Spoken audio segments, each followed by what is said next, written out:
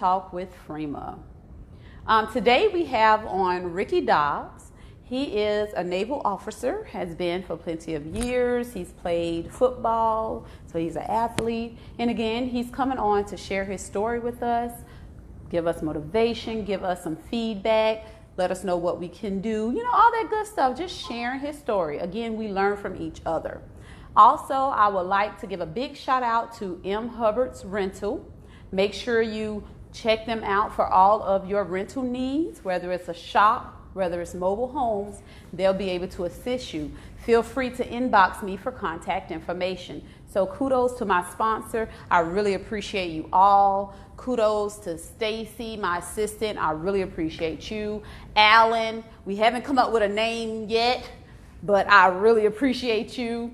But we're going to go ahead and bring we're going to bring Ricky on to share his story. So let's see. And we always got to cross these fingers to make sure we have success with this technology. So let's see what we got.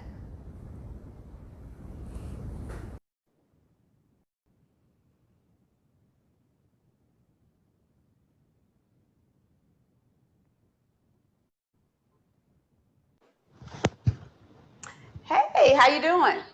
I'm doing well. How are you? I am fine. I'm fine. So what time is it there where you're at, Ricky? The time is 11:02 at night. At 11:02 at night. Gee whiz. So I'm sorry to have you up so late past your bedtime. Oh, no, it's okay. So Ricky, tell us a little about yourself. I was born in Atlanta, Georgia, on Super Bowl Sunday, January 31st, 1988. But I grew up in the town right outside of Atlanta, Douglasville, Georgia. And let's see, I think I was destined to be a quarterback because I was born on the day that Doug Williams was the first black quarterback who won a Super Bowl. Oh, wow. And my mom had to wait till after the game to have me. Oh, wow. Yeah, they asked her, she said she went in labor, and they asked her if she could wait. She said she wasn't in any pain, so they waited. And I was born at 8:26 p.m. And then I later on grew up to be a quarterback, not even knowing anything to do with that before I started playing quarterback. Oh, wow. That's interesting. Okay. So when did you decide you wanted to be a football player? I think when I was 4. I started playing football when I was 4 years old. Okay, you never stopped. You just kept it going. Yep. Okay. So did you play in the States or you played overseas? So I've never played overseas except for flag football since I've been out here in Bahrain. But I've played from Little League all the way up middle school, high school. Then I played college football at the Naval Academy. Okay. Gave it semi-pro a shot, professional flag, and didn't have the opportunity to pursue my NFL dreams because of the Navy. But okay. Still. So when you say flag, I honestly didn't know that there was like a professional flag. So it's actually a flag football team. You don't tackle. I didn't know that. Yeah. So they have a lot of flag football teams across the nation that compete for national championships and stuff like that. But then 2 years ago, I believe, I want to say 2 years ago, they created the AFFL, the American Flag Football League, and began like the little starts of the professional flag on a national stage. They were going to do it again this year.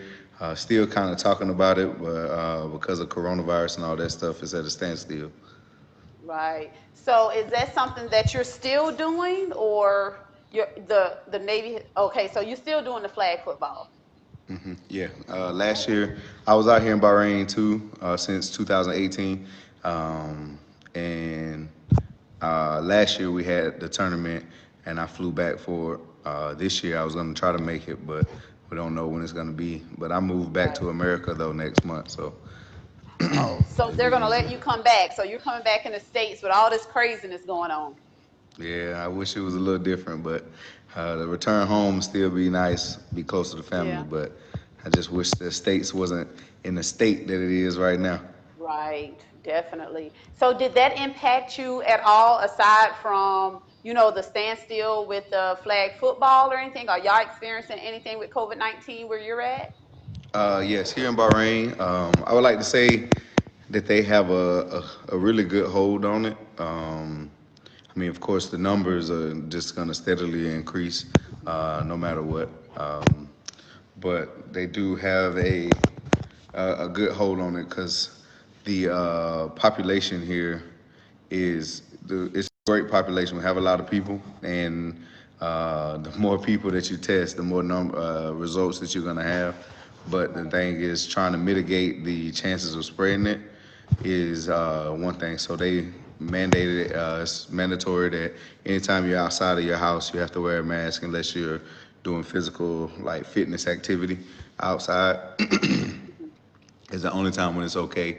And then restaurants and stuff aren't open to dine in. You can only do carry Okay. out. Then the bars and stuff aren't open yet either. But as we saw in America, the patients run thin everywhere. So it's Yeah. only so long before people will just be like, okay, accept the risk and do it. My opinion about it all anyway is if you just no matter when you decide to open things up to try to get back to normal, it's gonna be a spike. And Right. if you like, I actually looked at some of the like the research and like the results from past pandemics in the world. You're gonna always have a spike no matter what, and you just have to really accept that. So if you start it, then you stop it, shut stuff back down. Then whenever you open back up, it's gonna be another It's gonna spike. spike So the again. best thing to do is just open it full fledged. In my opinion, open it full fledged and let it spike, and Do then its it's gonna thing. weed out, and then after that, people will be either immune, and by then you have a vaccine and doing all this stuff. But I think you just got to accept the risk Right. with the spike. So I agree because right now where we're at, I mean, what can we really do? There's not much right. we can do, but try to stay as safe as possible at this point. So, you mentioned, so in the Navy, so you're still in the Navy, right? Yes. So is the Navy, and I ask all these crazy questions, that's dealing with a lot of water, or exactly, are you on like, you get in submarines and all that stuff, or am I mixing something up? No, you're not mixing it up. I would say, in my opinion, because if everybody will in each branch of service will try to argue against, but to me, the Navy is the most versatile of the branches in the Department of Defense for the U.S. Because we have pilots who fly planes, ship drivers who drive ships, like I do. I'm a surface warfare officer, so I'm like Wait a minute, what's on the that? sea. Oh, Surface warfare officer is nice. like the surface of the water. Mm, So all the big boats and ships that we have. Then you got the submarine officers who, be in subs. Then we also have that's the scary. branch of the Navy that's the Marine Corps. You got the SEALs. So in my opinion, we're the most versatile branch. But That makes sense. it doesn't really all just involve water because Water. there's a lot of people that's in the Navy who've never been on a ship out on the water before in their whole career. Okay. So it's a lot of So stuff you could how, do. like for someone that has a fear with water, you don't have to train in the water or anything, or that's not really up to you. It all kind of depends on what your job ends up being. Um, Cause I mean, I have friends and people that I know that's in the Navy on ships but don't know how to swim. Wow. They don't teach y'all how to swim in Well, they could teach you, but the Navy? They could. you can make it by without knowing how to swim without having ever being taught. But it's not a necessity. Now, if the ship go down and you have life jackets and you Oh, depend on other Jesus. people if you can't swim, but So what so it's exactly not a are, and if I'm necessity. asking too many questions or things you don't want to answer, you don't have to. So what exactly are y'all doing out there? Like when you say, like, what are you doing? So it all depends on like where your location, like where your location is. Like if you're on the East Coast of America, West Coast, if you're over here in the Middle East, in somewhere in Asia, everybody has like different missions. We try to help out with the world issues and there's a lot of things. With America, we got our hands in a lot of stuff. So you can have humanitarian relief, and just like freedom of navigation in the waters, different things that you could be doing. So there's a lot of things that we do. Because you said what we do, it's a whole Right. lot. We try to do anti-piracy to help and make safe navigation in waters to keep big ships or innocent people who just kind of traders and stuff on the Right. high seas to keep them from getting pirated and stolen from. I was just about to ask you that, I swear. Yeah, So yeah. I hate to sound so ignorant or stupid. So the pirate thing, for a long time, I did not believe that stuff was like real. You see TV and stuff. So people actually come out there and they target boats to steal whatever they're bringing or however. So they really have people out there doing that? Of Wow. course, it ain't how you see on TV, like with like the what's his name, The one leg Johnny and the Depp. hook? I don't know. Yeah, like Johnny Depp, Pirates of the Caribbean and stuff. It ain't nothing like that. Well, it probably is a little bit, but it's more so like. Did you ever see the movie? Dang, I think what's his name? Tom I Hanks is probably in it didn't. on the ship. Oh, I doubt Then it. one of the famous things in there when the Somalian guy told him he's the captain now. He was like, "I'm the captain now." I can't But think of the that's what name of they'll that do. movie They right come, I now. don't know. They'll come No, take so like over. you have merchant ships who on trade routes from Hmm. different countries and stuff who deliver and transport goods. Um, and what different people who like they're called pirates, but they're just like regular people trying to make a living themselves too. So they'll Hmm. just go on the ship that look like it might have a sweet lick, ain't no telling what's on there, and they try to go on there and steal what they can. Wow. But we do have it's a lot of security forces. Yeah, that's the name of it. Thanks. Captain Phillips, Yeah, Captain Phillips. Ashley. Thanks, Ashley Fulmer. Yeah, Captain I Phillips. think That I was might have did see that. yeah, so that is a more accurate depiction of what pirating is. So Okay. I don't know why I was just so, I'm like, people really go out there and do that? And then I think I want to say something on the news a couple years back came and I was like, wow, that's like real. So y'all look out for that type stuff too.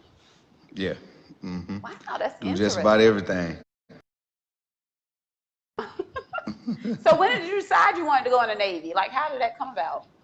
So I went to the Naval Academy, Mm-hmm. and in our senior year we have service selection where we select what it is, which branch or what we want to do. Sometimes you have to pick before that if you want to go more specialized, if like you want to go Marine Corps, because you have to do certain testing and stuff. But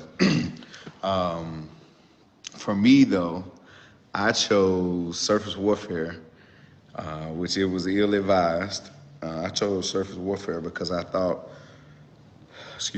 it was going to be the easiest way for me to get out of the Navy and go to the NFL. And Oh, it, okay. and it turned out to be the hardest to get released from. Wow. But why is that? Because you're more needed or something along those lines? Yeah, to the community, more needed. But for me personally, I'm like, it's so many other junior officers that's on ships, so I ain't see why they couldn't let me go to give it a shot. Oh, to give it a shot. So let me ask you, I know you mentioned, because you would rather get released to go back to NFL. So, and I know this is probably gonna, it's like you asking him this. So were you that good? Like, did you break records? Like, what made you want to stick with NFL so bad? Um, I don't want to say I was that good. You know, I worked hard You worked and hard. gave it my all. But I did break records. Okay. Um, but for me though, ever since I was little, you know, I always wanted to play in the NFL to go up because in any kind of sports, um, playing on a professional level is Hmm. sometimes like the pinnacle of all the work that you put in and do. So playing in the NFL was like a dream that started when I was yay high. So Right. um, when it came down to the Naval Academy, I mean, I chose to go to the Naval Academy because of the opportunities that it presented to me outside of football. Just in Right. case, like, Just in let's say if I case. would go to Absolutely. college and I don't have what it take to go to the NFL, I got You a have fail that. safe. Okay. Well, that was a smart thing to do. Yeah, so because everybody in my family, none of them wanted me to go to the Naval Academy, and I chose it because I saw that other stuff. But Right. yeah, so if I would have went to another school, I probably would have made it to the NFL To the without, NFL. you know. But But you were then, dedicated to the Navy at that point. yeah, because once I go, Okay. well, I mean, it was a couple of times too throughout while I was at the Naval Academy, my first 2 years that I almost left. Because Really? it's tough. It is. It's tough in different kind of ways, and then it's just like when you haven't haven't been introduced to like a military lifestyle, Right. being thrown into that on top of playing football and doing your studies, it was pretty tough. And I was I about to say can to hell imagine. with this and I bet come back to so. Georgia. If you don't mind me asking, what record did you break? Like, what was that in? Was it, I don't know, throwing, running, yards? So one of the records that I had was the most touchdowns by a quarterback, rushing touchdowns by a quarterback in NCAA, Okay. and I Oh, broke various like a bunch of school records, but um, had that one at the top of my career in Navy right. junior year. That was Okay. probably one of the most. Tim Tebow had it before me, and uh, it's another quarterback too that shared it with him. And when I broke that record, I had it for a few years before one of my Somebody other else. prodigies came from Navy and broke it. Okay. Well, kudos to you. That's awesome. Thank you, thank you. So I gotta ask this because I want to know, like, any type of branch in the Navy, are they really yelling at you in your face? You know how they say they get in your face, they try to make you sweat. Like, that's real. That's true. Yeah, during the indoctrination phase, like so boot camp for like when you come in enlisted. But then if you come in as an officer, if you go through the Naval Academy, you got plebe summer, or if you go to a regular college or university, ROTC, and then you become an officer, you have the OCS program, the Officer Candidate School. So in the beginning, they yell at you and different stuff. To all of that though is just for show, because Okay. the main thing with like the boot camp and indoctrination period, the yelling in your face thing is basically to strip you down, to strip you down for who you thought you were, and build you up to Hmm. who they want you to be. That's the Oh, purpose of like the yelling okay. and stuff, because it's And all like that. everything you do, no matter what you do, Not even good if you're enough. doing it right, we still gonna yell at you. I never Oh, wow. forget. I went to the Naval Academy Prep School when I first graduated, so I had like a little 3 week indoctrination. So I knew what to expect a little bit. So when I went to the Naval Academy that next year and had the plebe summer, Hmm. I knew they was gonna cut our hair off. So I had went with all my hair already cut off. And then even though I had my hair already bald, they still sat me down and cut over my head. Oh, wow. Just to say they did So it. yeah, and I was like, okay, and that what furthermore taught me what this whole phase was, and I knew how to play the game because I knew they just was trying to take my identity, who I thought I Right. was, to strip that away and then build you up into the person that they need you to be. They need you to be. That makes sense. I think you said a viewer had a question.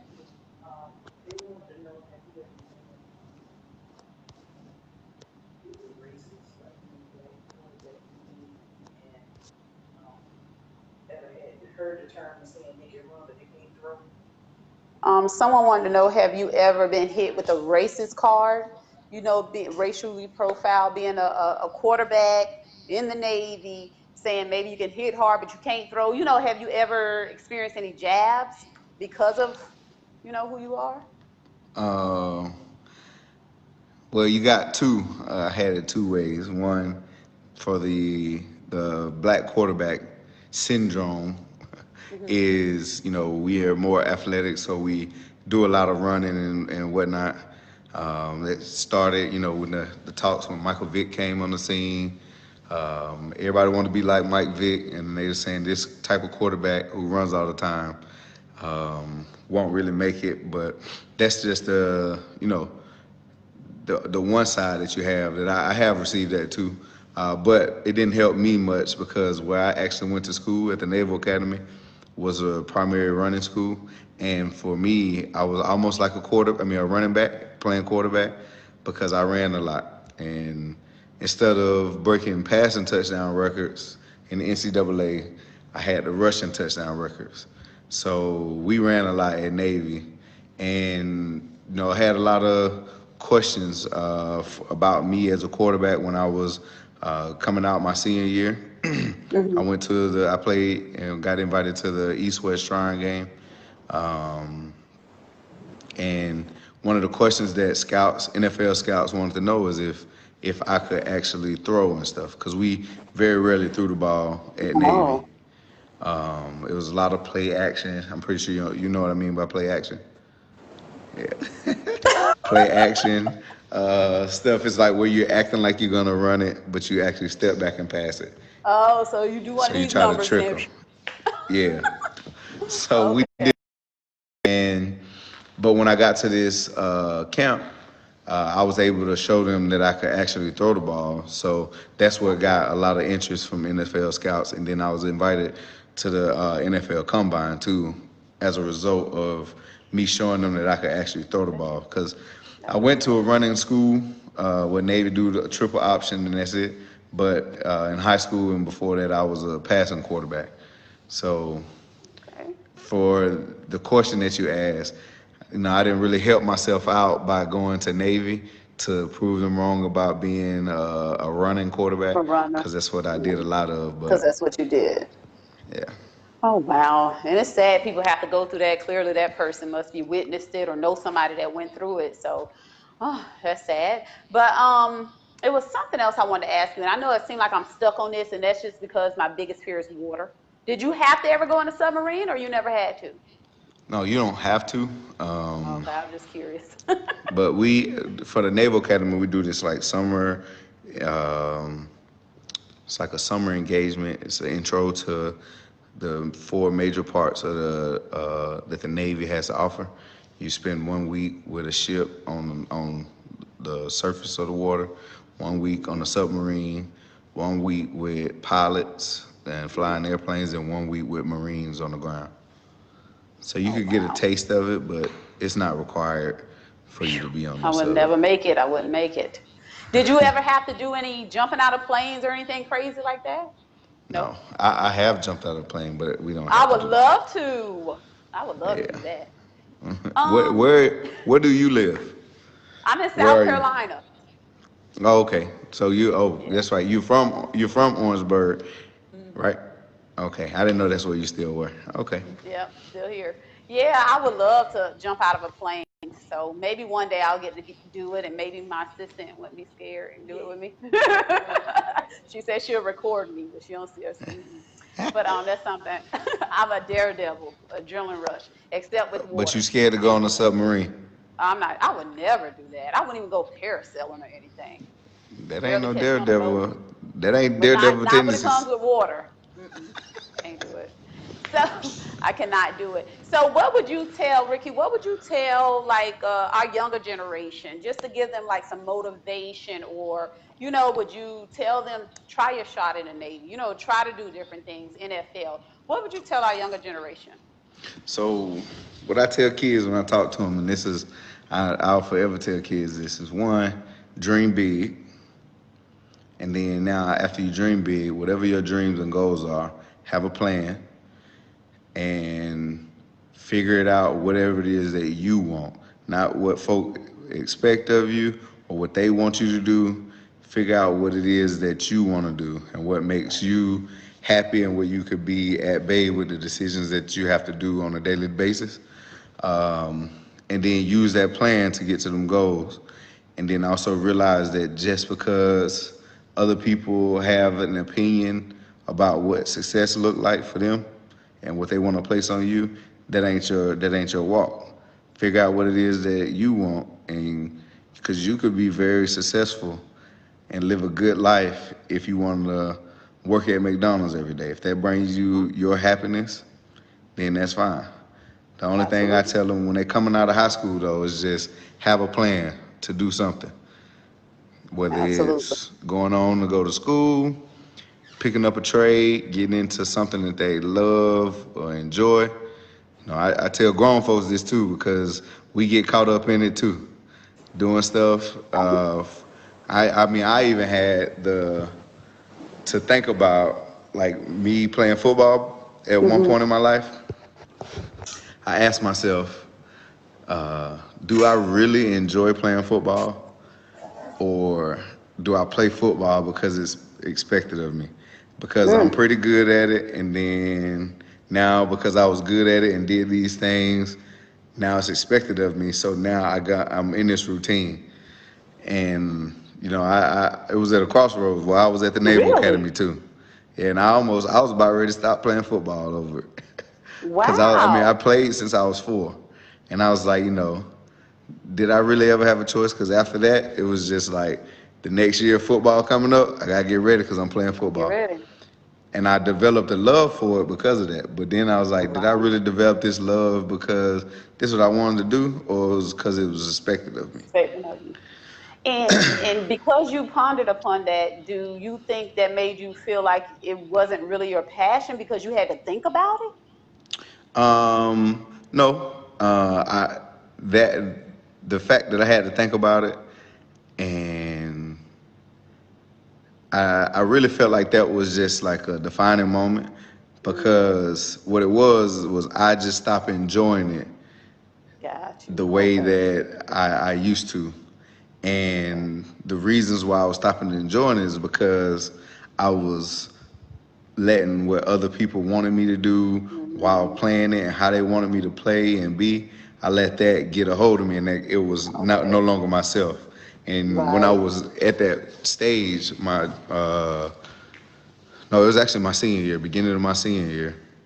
Um, I was about to call it quits, but if it wasn't for Wow. my teammates, if it wasn't for my teammates and just letting them down, I would have went on ahead and went through with it, and Hmm. then figured it out probably later. But because of them, though, I delayed. But then I actually had to get back to the roots in which I felt like while I was playing, and then I was able to find that joy, and I started back having fun.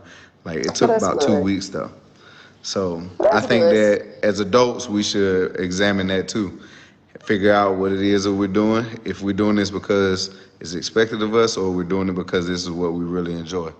Because Right. that makes a world of difference. It does. And that just goes to people saying it shouldn't feel like a job. I guess that's the saying. It shouldn't feel like a job. Yeah, so that makes sense. That makes sense. Well, Ricky, is there anything else you want to share with us at all so I can give you your Sunday back? Uh, I want to make a plug What's that? for my campaign. Okay.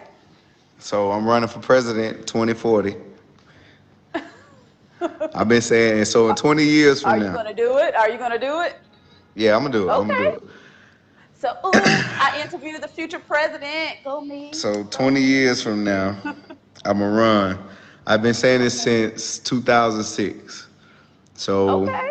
So you've my been saying it that 2040 is your year since 2006, or you keep pushing it back? Okay. yeah. So I Okay. said, well, Smart. the first time when I said it, I ain't even realize that 2040 was gonna be an election year until I was at the Naval Academy, and one of the reporters like did the math, and they was like, "Oh yeah, that's an actual election year," and I was like, "I didn't even think about that."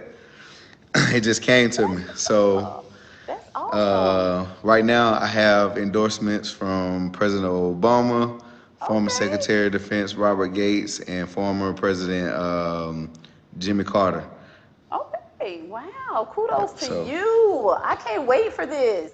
So, hey, if we need to set up a campaign here in Orangeburg, South Carolina, or Columbia, Charleston, I got you, Ricky. all right, I'm gonna hold you to Definitely. that now. Oh, no, hold me to it. And everybody that's watching, hold me to it. I'm a woman of my word. So I Yep, got you yep. for that. Definitely do that. Because I Wow. think when And I you get got out my of the vote. Navy, at some point when I get out of the Navy, I'm gonna go back to Douglasville, Okay. and I'm gonna probably run for mayor there because I All gotta go back to right. my roots because I'm the only Absolutely. black person, might be the only person in general that enjoy in Douglasville that gave me the key to the city and my Okay. own day. So I'm definitely gonna Wow. come back and pay homage and run for mayor, try to make it great, then run for governor of Georgia, and from governor I want to Okay. run for president. Absolutely. You got this. That's Yep, yep. amazing, Ricky. Thank you so much for sharing that with us. I really appreciate that. And I appreciate you giving me your time today. This was awesome, sharing your story. And you are a naval officer now, right? Yes. Okay. So are you the ones fussing and stuff at the newbies that's coming on? Nah. No. Those people, they live in Great Lakes, Illinois. I think shoot, Alan know about that. I think he done did that duty before. Really, Alan? He looked like he could do that. I'll pick at Alan later. Look like he one of those fussing. So I got a But question for okay. you. Sure. Ask away. All right, so two questions. All right. Dun, dun, dun. Uh, Actually, it might be three. Okay. Yeah, it is three. So what's your job outside of this? What you do? I am a financial service representative at a doctor's office. Prior to that, I was a mission coordinator where I assisted a lot of agents and just, well-being. And if they needed me for anything, I had to be the one there. I was their go-to to make sure they were happy with whatever Okay. they needed. So that's what kind of brought me into Let's Sip and Talk with Freema, because I think I'm a great listening ear. I think I give good opinions. I say opinions. I don't want to say advice. You don't have to use it, but I give my great feedback. And I always think outside the box and try to see the good in every situation. I'm not a negative Nancy. But yeah, right now I'm Okay. a financial service representative. Okay. So now this next question, Uh-huh. without any elaboration, just yes or Okay. no. Yes or no. Okay. Okay. Are you happy doing what you do? Yes. Okay. Next one. If you could wave a magic wand and be or do anything for the rest of your life every day, what would it be? I will be sitting on in hopefully my or someone's studio being either a talk show host or some type of entertainer or reporter, or I just see myself as like what I'm doing now. Like I Okay. just see myself out there. I don't know the word I want to use. Like I was thinking about being a life coach. Like I just want to be able to do good deeds and help people in some kind of way. And I think my way of doing that is talking, because I feel sharing knowledge and putting people out there. I don't know. But if I could do something right now, it would be with a microphone in my hand doing something, or something in my ear talking to somebody. I hope that Okay. answered the question. It does. It does. Okay. But I want to make the point though. So we're gonna Uh-oh. revisit. So the last two questions I And I asked. know what you're about to say too. I know what you were about to say. The last two questions I asked. You said you was happy. I am. So do you think you were happy with what you're doing now as at the doctor's office as Uh-huh. the financial Service uh, representative. service representative? Do you really think you're happy doing that, or do you find happiness doing it I because I of find the way that you happiness doing it answered? because I have to do it. Right now, what I would love to be doing, which was the third question, financially, I can't afford just to be doing this because there's Okay. nothing in it, if that makes sense. Okay. So now, are you so this the financial representative? Is that the segue to help you get to that point? do you have a plan to get to that point? Is basically what I'm asking. Now, I do have a plan. However, my plan instills of me, and I don't know how to say this without sounding, I, okay, I'm gonna just say it because we keep it real on Let's Sip and Talk with Freema. I don't want to have to depend on anyone else as far as support goes, financially, like selling shirts or just to get this huge studio, which I'm in one now that's being sponsored, but that's still not going to bring me any revenue. So to answer your question as a yes or no, no, because I'm not I don't like to ask people like, hey, you want to buy this shirt? I'll accept small donations for this cup, but eventually, how is that going to get me where I want to be as far as being that interviewer or that reporter or that personality person on TV, an entertainer? So I don't have a plan as to how to execute this to bring in revenue. Does that make sense? Like, unless someone inbox me out of the blue and say, hey, this is, I don't know, CBS or TLC, and we would like to offer you a position on, other than that, I think I'm just doing this to do it because I like doing it. Okay, so some I ain't gonna say what you said. What's the word you came up with instead of saying giving advice? Opinion. Okay, so my opinion to you Okay. is to knock on doors to figure out and formulate a plan to get ideas from other people who might be doing it to get to your ultimate happiness. You don't know. So outside of this, I'll shoot you some information with some people that I might have know to do any kind of little stuff like this, but just to formulate ideas so you could get to formulating a plan to get to your happiness, the stuff that you would want to do on a daily basis. Because another thing, like what I be asking some friends and stuff, just to have the formulation of thought is if you wake up in the morning and this is the last day I have to live on earth, right? And what you're about to do, you ask yourself, if what's already planned for my day, if this was my last day living on earth, would I be okay executing the rest of this day? And now, if the answer is yes, I'll be okay, then good. But if the answer is no, too many days in a row, I gave one of my friends, I was like, ask yourself this 7 days out of the week for 7 days. And if the no's outweigh the yes, if you got 4 no's and 3 yeses, some got to switch up. Something got to change. So when we ask ourselves that, sometimes if you think about that in the morning, that will create you to be able to start changing some of the stuff, to shift the priorities of the things that you're doing in your life and really on that day-to-day basis. But when you ask yourself that, then, you're looking at this job. Some people get caught up in the job and they was like, man, this was my last day, I ain't going to work. Okay, so why are you there? Find somewhere where you're going to enjoy it.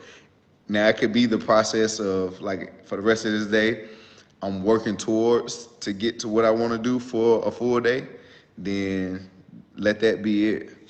But every day you got to start trying to do something to reach your goal or your dream of what you could be doing where you don't really have to, worry about it. So now that you done came in my life and I met you, I'm gonna push you and try to hold you to that. You need to. I might send you a message out the blue, like, all right, what you did today to get towards your goal. Right, and I appreciate it. I really do. Thank you so much for that. That was my motivation for the day. I appreciate it. Everything happens for a reason. All right, now my last thing, because this is called sip and talk, right? Yep, let's sip and talk with Freema. All right, so where's your drink? Well, see, because I come to the studio in Orangeburg, I live in the outskirts. I didn't want to drink and drive, but on Friday nights, and normally I started in my house, so I would have a drink. But because I have to drive, I don't drink when I come to the studio. So that sucks. Well, I guess I could have water or tea, right? Could be some water, some hot tea. Some, look, It could be a little Minute Maid. But that's true. Next time I have me some water or some type of juice with my little cup. Cause I want to be like, But yeah, normally I do have, and it started in my house, so that's why I was able. You can hear me? yeah. Oh, it started in my house, so therefore I was able to, have a little sip, and we'll just sit there and talk and all this. But during quarantine, to be honest with you, a lot of it came about with Alan. He was like, "Hey, what about interviewing some people? Branching out there." And I was like, "You know what? I didn't think about that." Prior to, I would have panels. Maybe about 3 or 4 people would come over, and we'll discuss different topics, get it from different perspectives, and things of that sort. So it started there, but of course with COVID-19, you can't be around too many people, so I kind of put that on a standstill. But it was more of panels that I used to do. Okay. Yeah. Okay. Okay. Well, Ricky, I really, really do appreciate you. Thank you so much for taking the time out of your day to be on Let's Sip and Talk with Freema. So again, thank you so much. Viewers, thank you so much for tuning in. Thank you for the support. And Ricky, again, I appreciate you. All right. Thank All you for right. having me. You're more than welcome. And as we always say, everyone, peace and love. All right. All right. Bye-bye.